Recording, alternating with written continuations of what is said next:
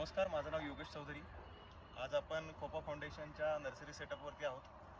मार्च महिन्यामध्ये उन्हाची वाढलेली तीव्रता आणि व्हॉट्सअप, फेसबुक, मेसेंजर, इंस्टाग्राम सगळीकडे येणारे मेसेजेस की पक्ष्यांना पाण्याची सोय करा, उन्हाळा वाढतोय, आपण त्यांची काळजी घेतली पाहिजे वगैरे वगैरे. या सर्व पार्श्वभूमीवरती हा एक माहितीस्तव व्हिडिओ तयार करतो आहे. आपल्यासमोर दोन पक्ष्यांचे पाणवठे आहेत.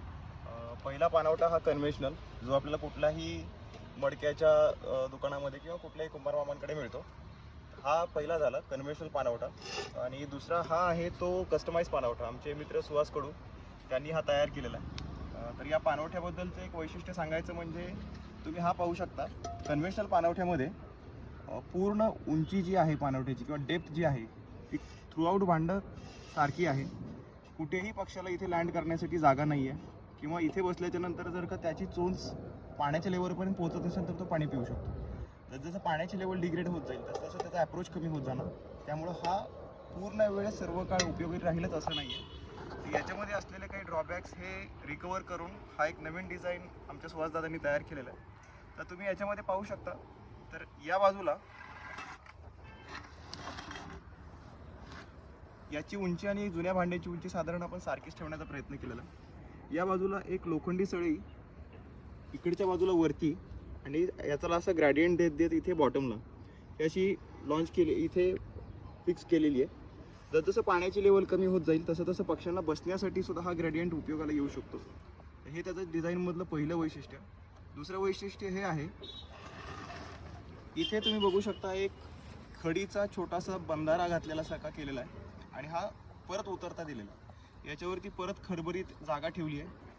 याच्यामध्ये छोट्या कॅव्हिटीज पण आहेत ज्याच्यामध्ये पाणी राहू शकतं. बऱ्याचदा अडचण अशी असते की आपण पाणवठा फक्त पक्ष्यांसाठीच असतो, प्राण्यासाठी असतो असं समजतो, पण पाणवठा हा मधमाशांसाठी सुद्धा असतो.